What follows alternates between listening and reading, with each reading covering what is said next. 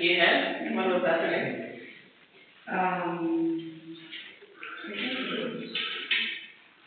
Here, when you want to apply for the student counseling, you always go and interview with Asal. No. You think it's a joke?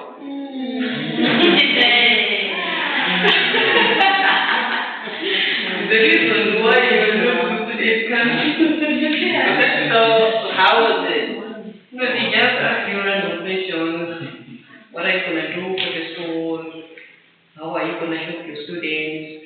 How are you going to help with the academics? Or are you willing to do this and that? Did you make it to the class? Yeah, I'm in secretary.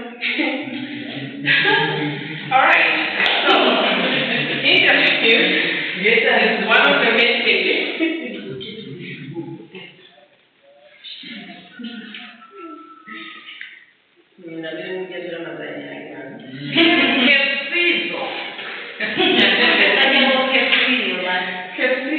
So when the student is speaking, you're also there? No. You don't? Yeah. So, interviews is one of the main techniques employed in assisting individuals to understand themselves. I was also a student when I was in college. Did you hear what I said? Yeah. What did you tell me that? You just said I was also a secretary. Okay, I say it is one of the main techniques that is employed in assisting individuals to understand himself or herself.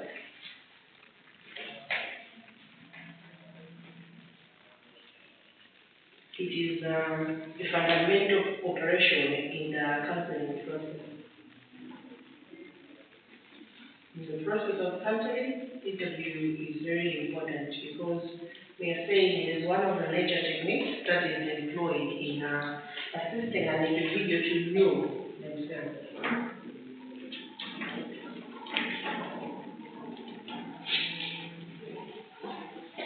In other words, an interview is said to be a conversation with a purpose.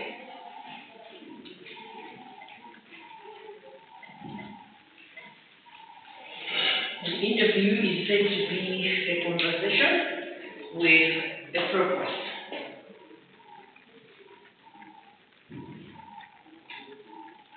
Alright, so, irrespective of the nature of the interview, facts about the individual involved are gathered. So, in an interview, you gather facts. But apart from gathering facts, you also infer.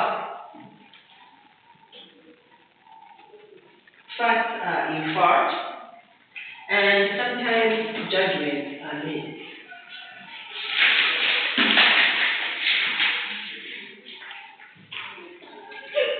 But apart from that, there is also verification that takes place.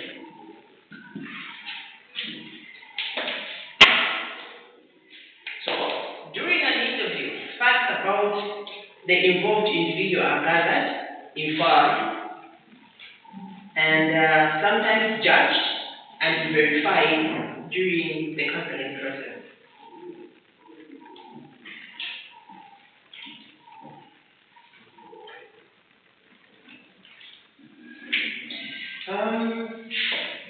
Here, this one, the statement that you have just read it, to say during the interview, the facts of the person involved are gathered, inferred, judged, and sometimes verified during the counseling process. It is good enough for an essay to come during an exam.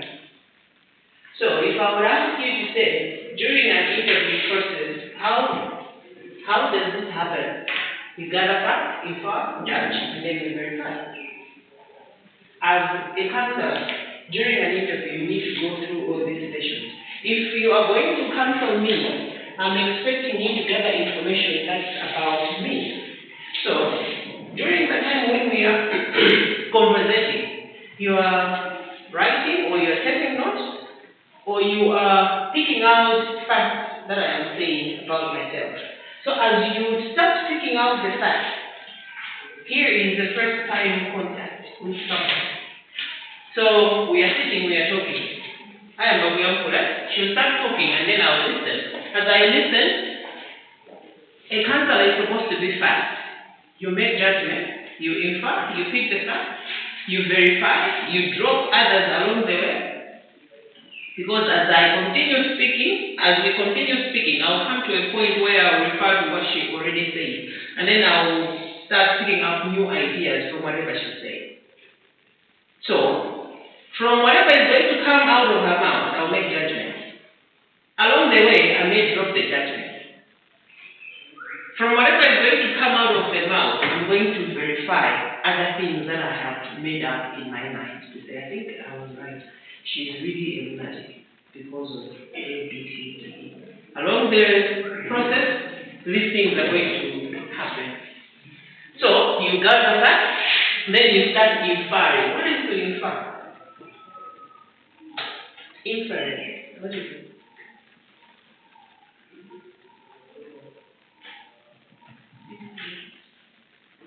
I think asking yourself questions if whatever your client is saying is valid, whether it should continue or drop. Okay. Whatever she's saying is should be continued or dropped. You can check on the net. This is one of the very important things that a counselor is supposed to do. Inference.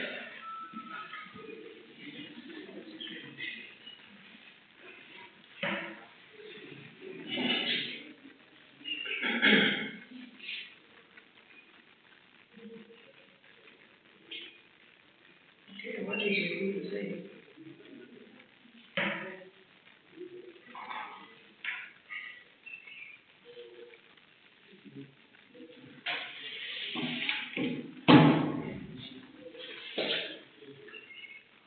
Uncountable. Uncountable is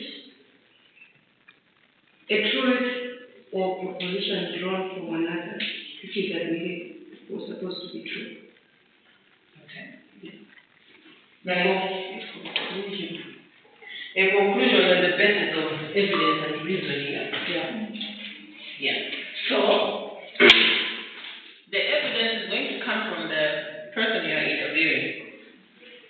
So you infer this is happening because of the because of.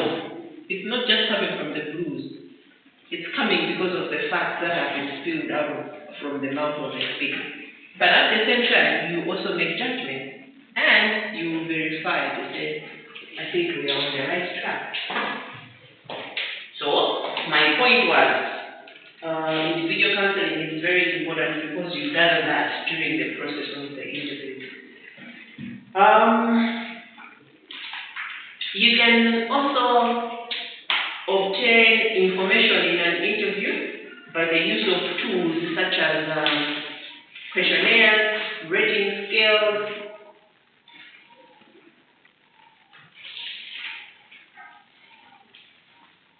But you can also do that by casual conversation.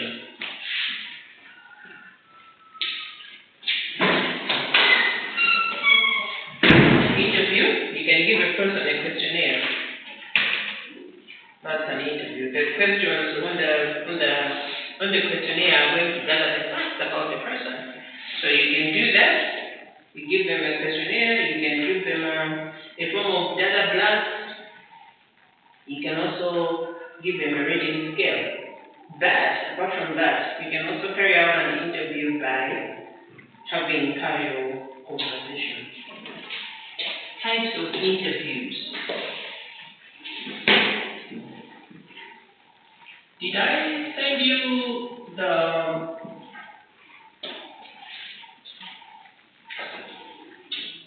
course outline and assignment?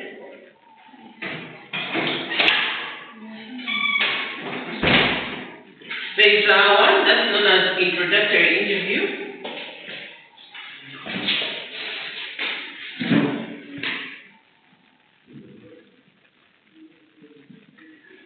Introductory interview.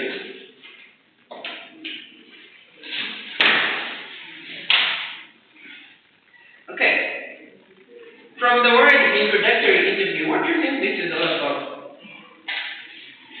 Introductory interview, what is it about? Introduction, whereby you just introduce yourself and the client introduce themselves and you just get to know the problem that they launch. Okay.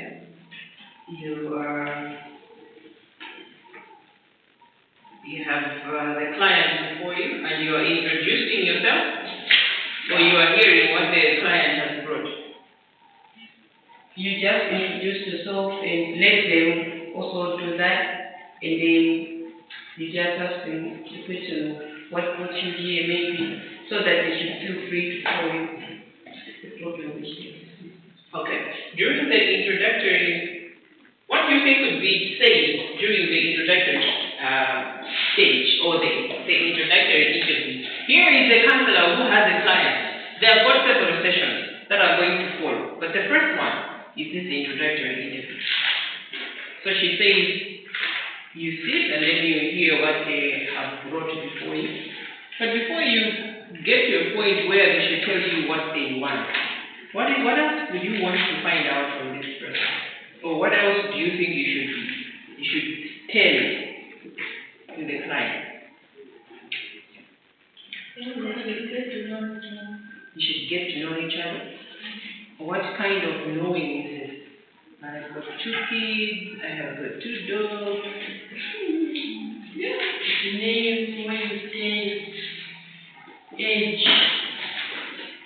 Okay. The name, where you stay, age. You're telling your age to a client. Yeah, why not? Yeah, I should know the type of person you're dealing with.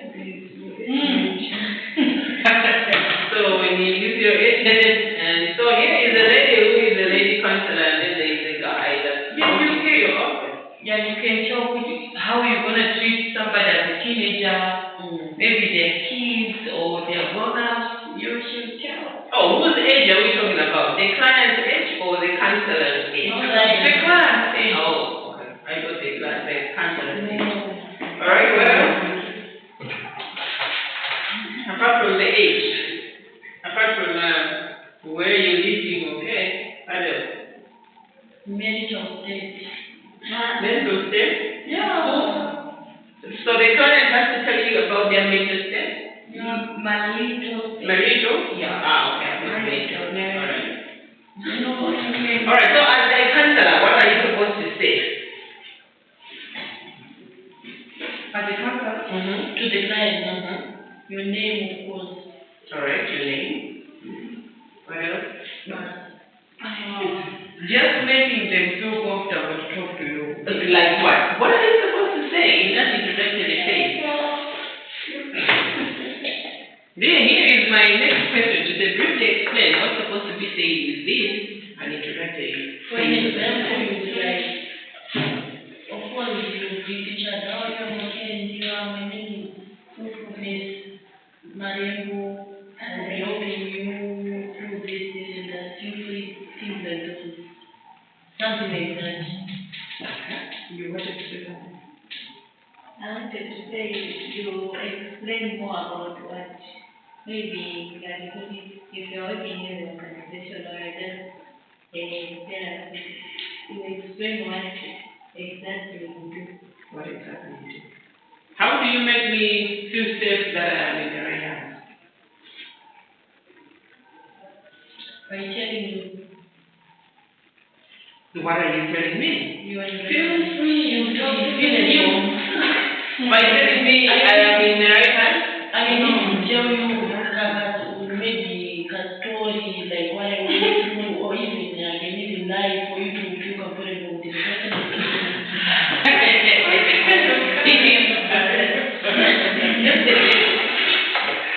Okay.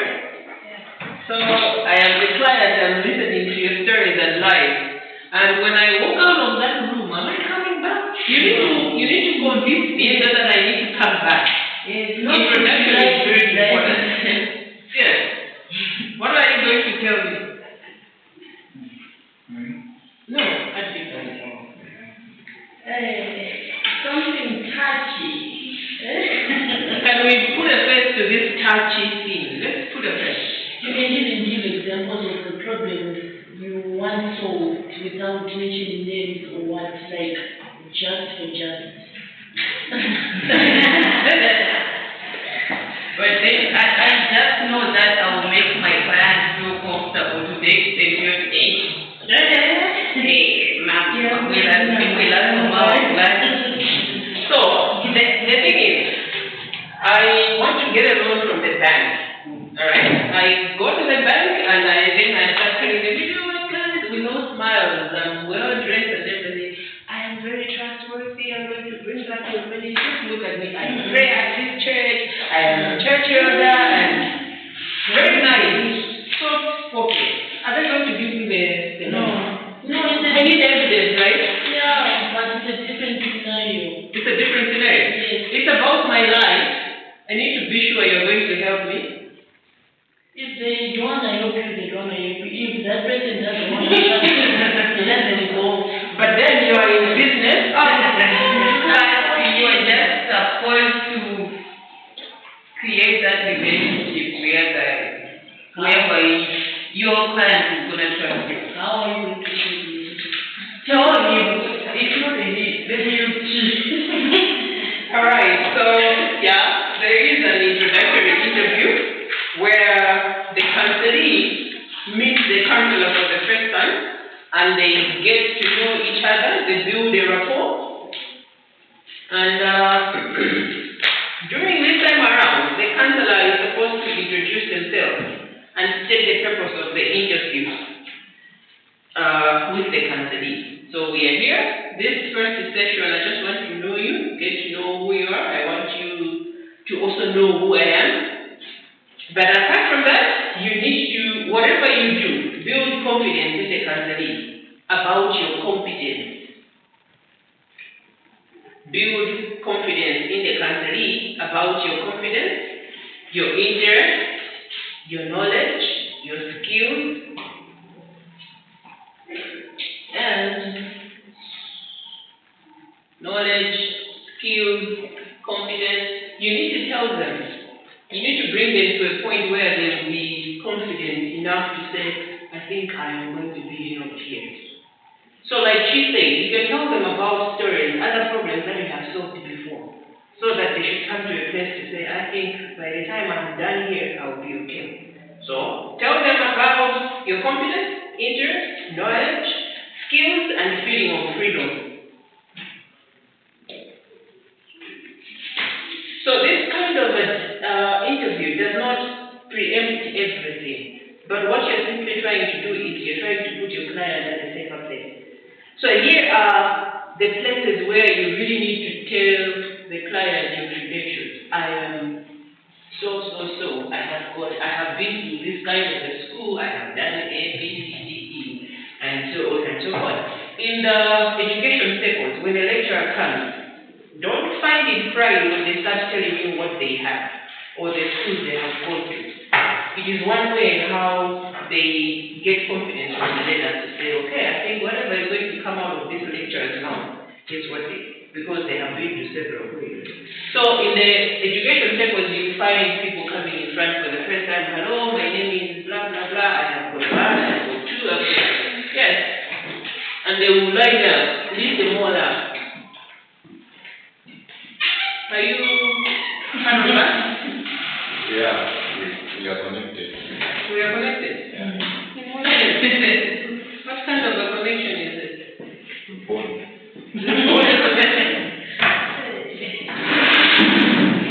You're coming to sign or you're coming to learn? Can we get Yes. All right. So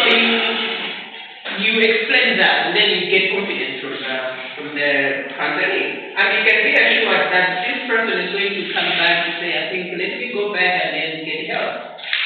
But I am saying, during this kind of interview, you don't preempt everything, which is now, it is necessary to be followed by what is known as fact-finding interview.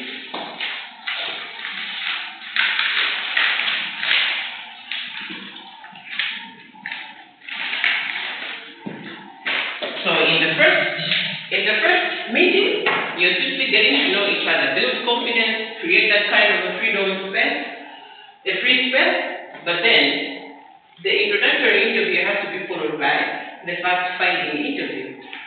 This now is a point where we can say it's becoming intense. The counselor starts to identify the intensity of the counselee's attitudes towards different aspects. It could be towards family, towards friends, school, and subjects and situations.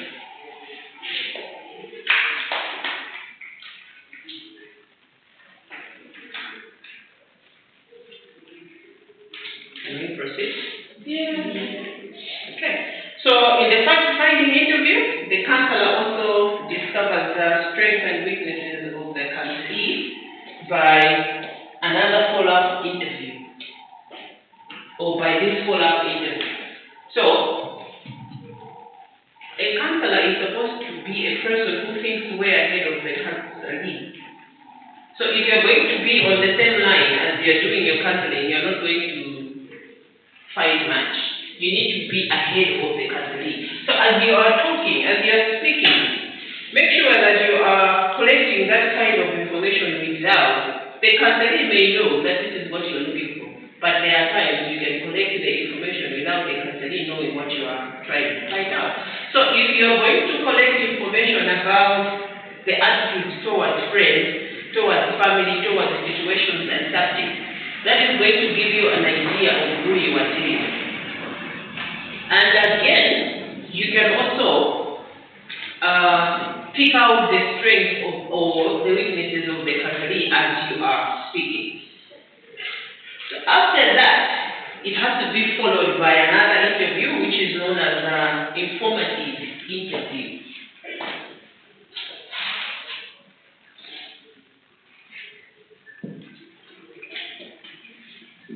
Informative interview.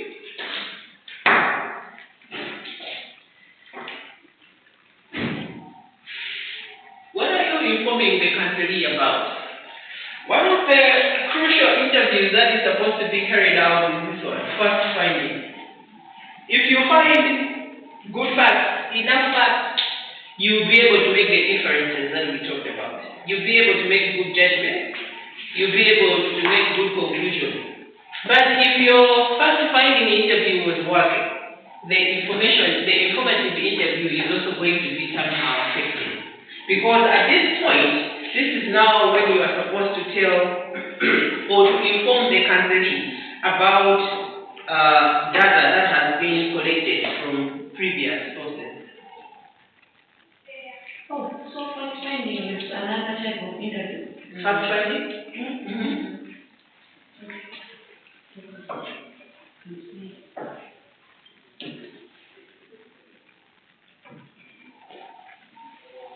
Alright, so informative interview, this is now when you're supposed to inform the counselee the information that you have found out. You can inform them about the information you have found out from themselves or from other sources.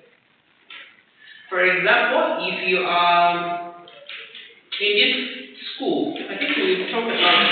If there was a counselor that's designated to counsel students, and the student goes there to be held, and then he goes through the first interview, second interview, by the time he goes for the third interview, he should have found whoever is responsible to have sourced the data from different areas. And then when you go there, they will sit you down and tell you, you know what? When you came here, this is what I have discovered, or this is what I have been researching. And in as far as your problem is concerned, this is the data that is out there. So it's informative, where you inform now the counselor. So these are the different types of interviews that a person can carry out.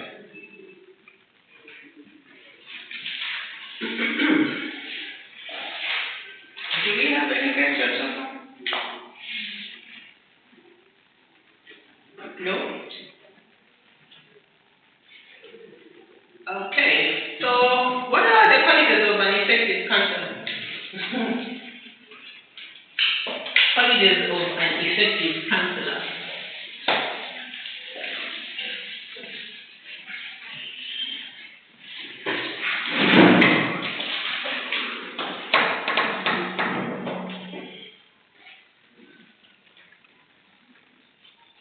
Okay.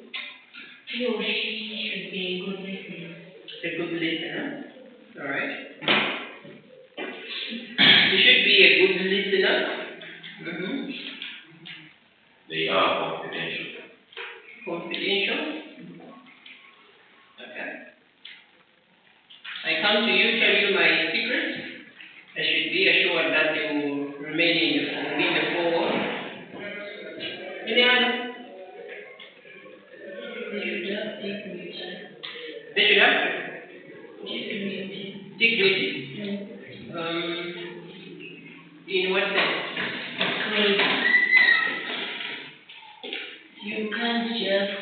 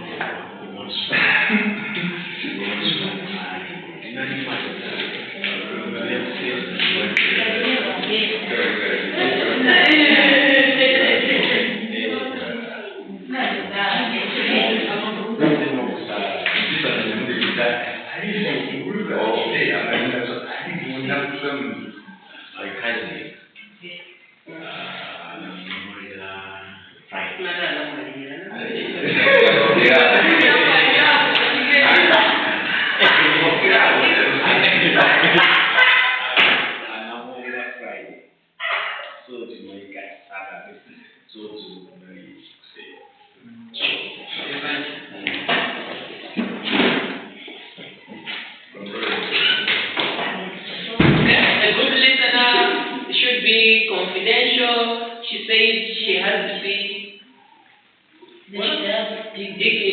in terms of respect. Respect? Yeah. Non-judgmental. Okay, they should just have respect. Respect, alright. They should have respect. This has to be earned, right? Yeah, it goes both ways. But still, even if it goes both ways, you're a counselor, you have to respect your counseling. That has to. There's no word like cheating in counseling.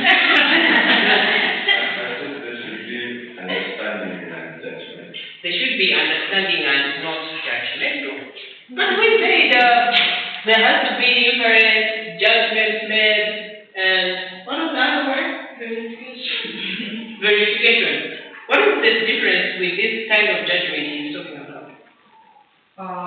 That judgment when somebody just walked in, looking at themselves, and then you'll be like, Or maybe the way oh, they The way they're dressed and you're making judgments on that. What is this? How is it different from the first judgment that we talked about? You say when the interview is going on, you need to draw facts. You need to make inferences, draw judgment, and verify. Where is the difference? That judgment told the first is that judgment whereby after gathering that information, now you have a final say. Yes. Okay, fine, I'm going to do this. Then this judgment is judging someone by how they look or how they represent themselves. Okay. So the first judgment was a judgment made out of facts. Yeah. But this kind of judgment is a judgment that's assumptions because of ABCD, and therefore I think this person is like this. Alright, so the first, what you have said is really true. One of the things that a counselor is supposed to have is communication skills.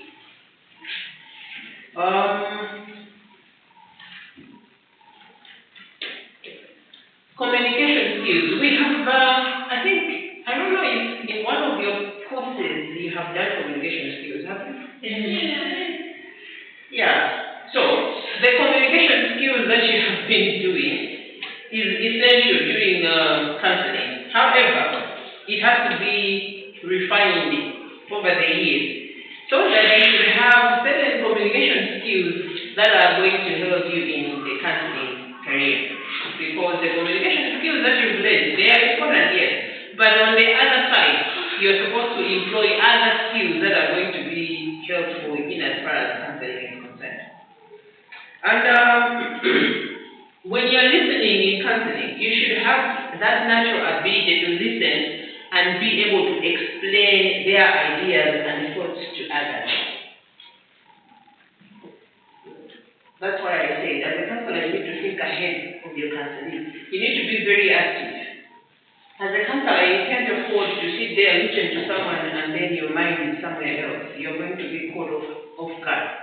But you should be able to have that natural ability to listen and be able to explain their ideas and their thoughts to others. So, communication skills, one. The other one is acceptance. Acceptance.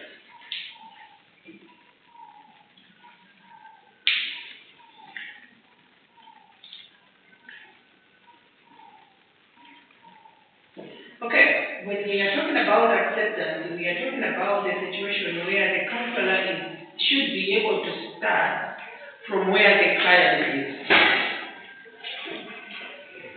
You don't choose. I can only deal with A and not B, and I can only deal with D and not F. No. But you should be in a position to start where the client is at.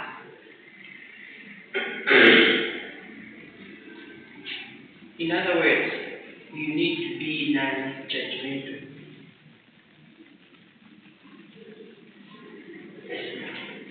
Don't be judgmental. Accept the client for who she is. Their current status is what you are going to work with. If any change is going to be, then it has to start from where the client is at.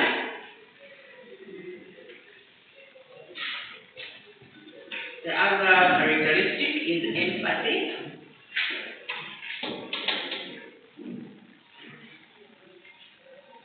How is empathy different from sympathy? Empathy is different from empathy is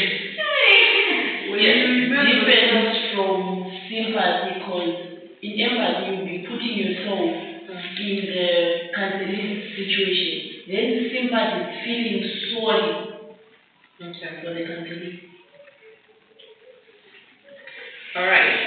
So if you are a counselor and you are empathetic about your counseling, does that mean if the one that you're counseling is crying and then because you're in their shoes, you're feeling it, you're also busy wiping your tears?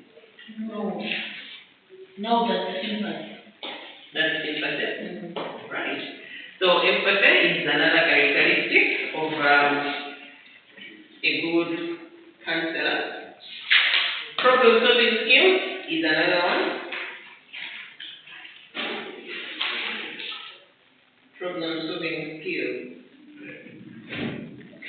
It is not up to the counselor to solve her client's problems, no matter how much she might want to help.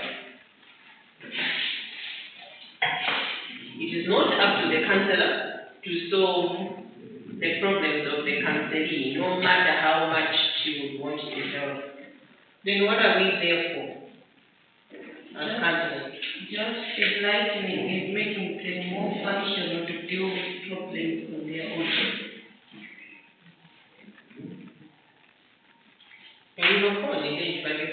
No, I'm very interested. I heard like Can you say it again? You didn't get it.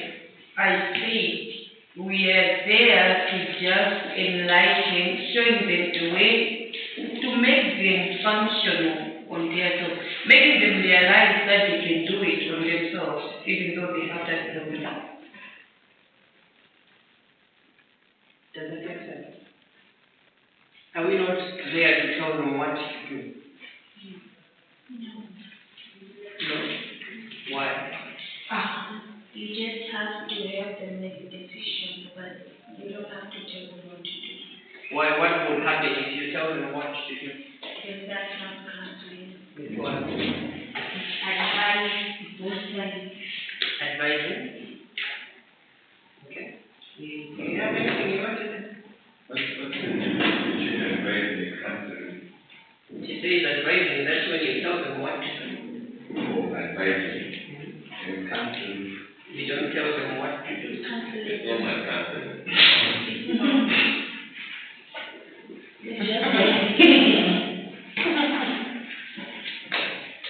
That's according to her. What do you say when you hear someone advising? I know, me, I'm here. I just want to listen to my colleagues, so that I'm just trying to understand. So I got confused there. Do you have an idea what an advice is? Not by telling someone what to do is commanding. Telling someone what to do is commanding. It's not an advice. Okay. So an advice is. An advice is like you giving that person another option. So an advice is counseling. Yeah. Do you want to say something about that? But I just know that advice is When you are advising someone, are you giving them a choice to choose, or you're telling them what to do? I think it's telling them what you think. Because let's say like me when I went to get tested for HIV, we were advising me that before we take blood,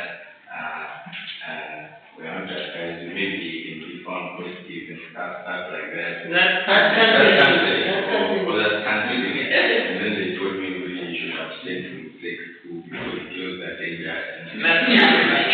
No, that's advice. So can we work with that kind of information? Abstain from girls? Come on. Not just girls that will give you a chance. Alright, so abstain from sex. Do not use other people, use razor blades and so on and so forth. That's advice. But now, when they start telling you chances are you may be positive or negative, but please make sure you don't pass out and so on and so forth, that's counseling. So she's right. She is right. She's right. Now I don't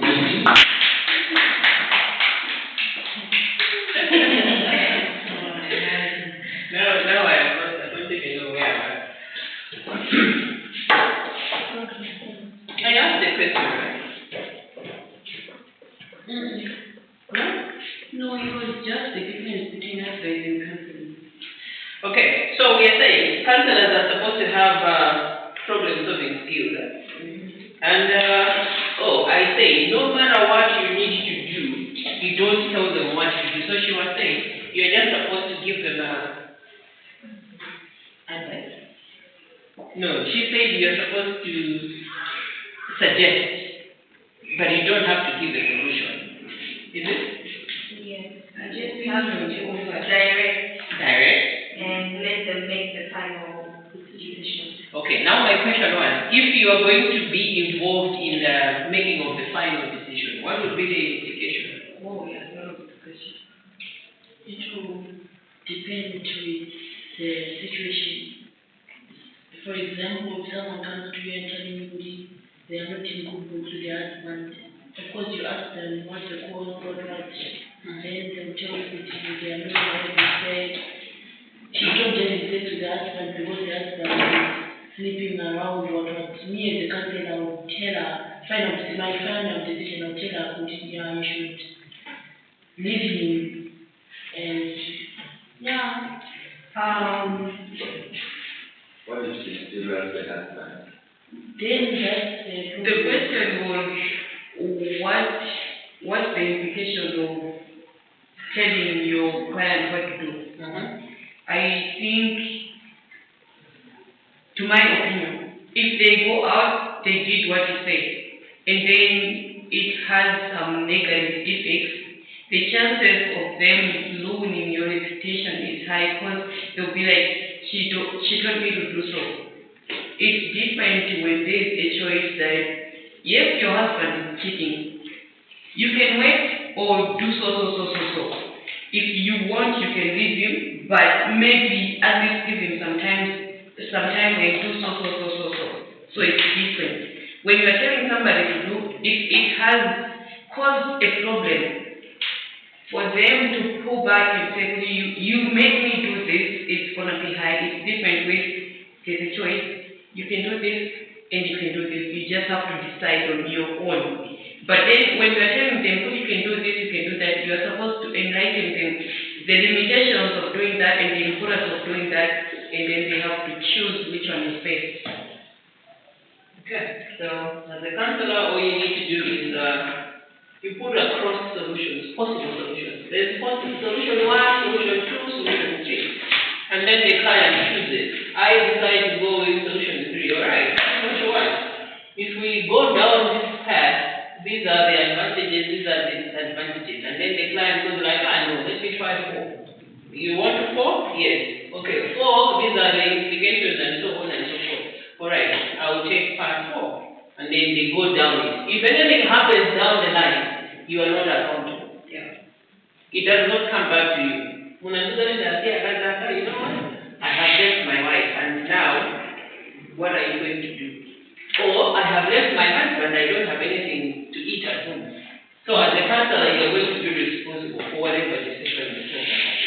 But an effective counselor has to have the good problem-solving skills, whereby you are simply bringing in different chemicals, whereby this person is going to go down in every lane, but the decision has to be made by themselves.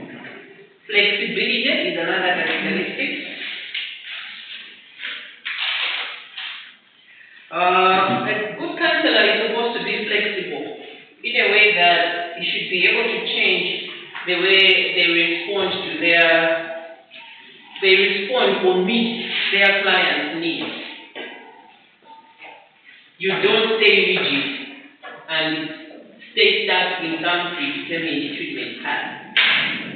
So, if you treated client A using a following method, it doesn't mean if client B comes at showing the same traits as client A, then you should use the same ways. No. Be flexible. Look at the current client, and then you choose to manage the methods that you use to treat them. Simply because something worked for somebody else and someone has come with the same problem does not mean you need to use the same one. So you need to be flexible in the way you approach your client.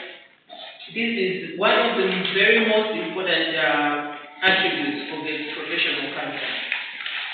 So people have got different personalities, people have got different backgrounds, and therefore you need to meet them as they are. Remember, we talked about acceptance. So if acceptance is one of your attributes, flexibility is also not going to be an issue. Self-awareness. Very, very important.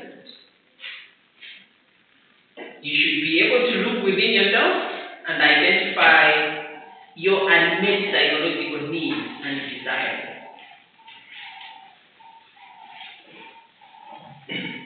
You are a counselor, a male counselor, and you know that your weakness is ladies. Then you've got a very beautiful young lady walking into your room. You should be able to tell yourself that I can't handle it. You can refer the person to somebody else. Possible, right? Yeah. Face your fears. That's the bad one. But then when you come to a point where you can agree with yourself to say, I think I am willing to face my fears, then let go. Yeah, but if you are at a point where you think you can face your fears, you can go ahead. So long as that your fears are not going to come out of the bag along the way. Okay, so you should have the ability to look within yourself and identify your own unmet psychological needs and desires, such as need for intimacy or desire to be professionally competent. Because there are also times when somebody comes in with their problem, instead of you addressing their problem, you now start telling them about your own stories. So what you're saying is like, so now the counselor is looking and listening at your problem instead of you listening to their problem. Because in your life there are also gaps that are supposed to be filled. That has to be taken into consideration. Yeah, so whatever you do, if you are self-aware, you are going to prevent your issues from affecting or conflicting with your client's issues.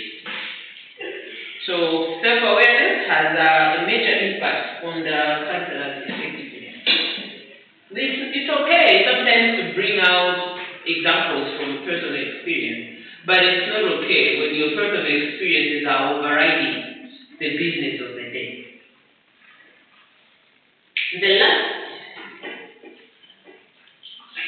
The last factor is multicultural competence, which is now your assignment. Yeah. There is an assignment that's out there. There are actually two. Yeah.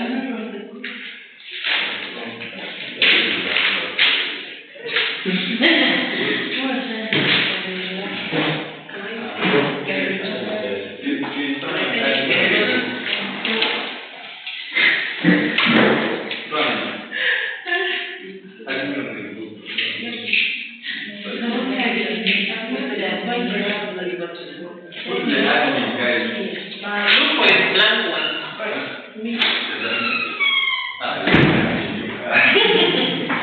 I think all of whoever is on the group is an admin. Didn't you make each other admin? They didn't. Well, they don't see that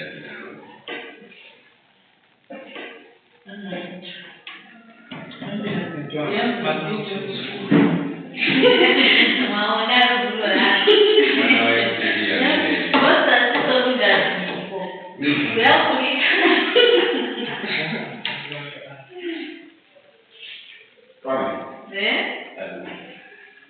What did you go on? Oh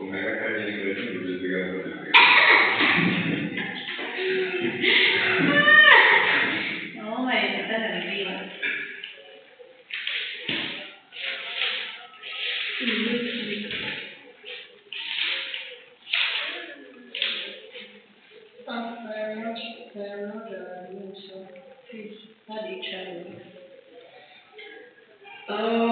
So multicultural competence. That's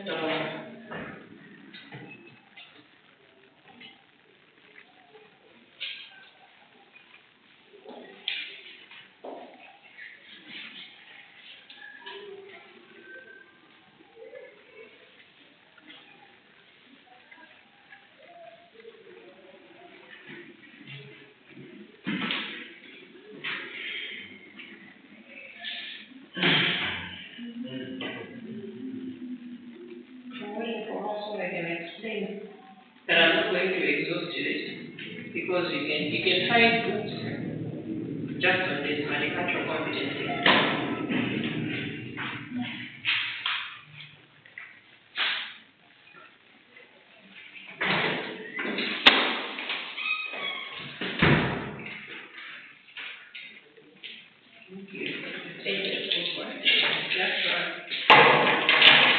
So when we're talking about multicultural competence, what do you think this is about? Multicultural competence is the ability to understand and appreciate one's culture. Different cultures, I should say. Different cultures? Yeah. Okay. The ability to understand different cultures. Alright? Anyone else? Multicultural competence.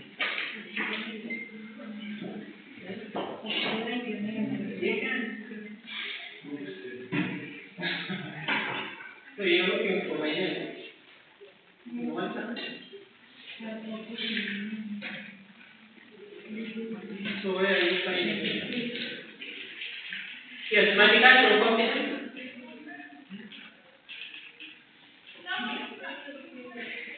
Anyone? Multicultural competence. Multicultural competence is whereby you don't have to judge someone's culture because people believe in different things. People believe in different things.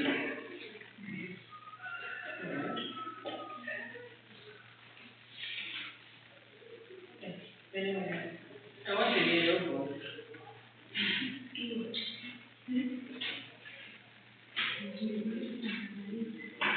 Alright, so counselors help people from all walks of life. And they must display a multicultural competence and adopt a world multicultural or a multicultural world view. So once you're a counselor, you may counsel people from different backgrounds. And when you're doing your counseling and dealing with different types of people, you should adopt that multicultural world view. I'll give you an example of, I don't know how far true it is, but I think it is true.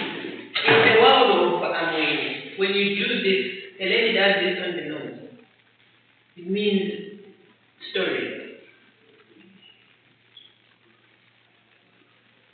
So, you should be in a position to widely read, or you should be able to deal with people, understand your clients, regardless of their race, ethnicity, religion, or political beliefs, even their socio-economic background. So,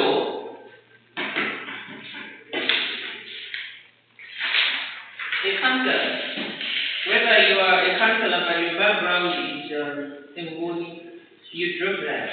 You should be able to deal with people from all walks. And however they are going to behave, you should be able to understand and help them regardless of whatever they are saying, in as far as their culture is concerned. Okay, so on that one, I'm not going to say much, but I'm relying on you to tell me what you're going to find. So you've got a question that says, multicultural competence is one of the explain. How much cultural competence is a paramount quality of an effective counselor? Thank you. So, we are done for today. Next time we meet, we're getting deeper in the counseling thing, and we will talk about the theories in counseling. Counseling techniques, one of the two. All right. Thank you. Any questions? Next time, please don't come in. Oh, yeah.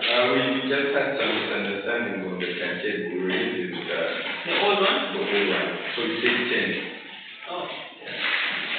Because I have a potential to send it back in your reason. Yeah, you have it right. Oh,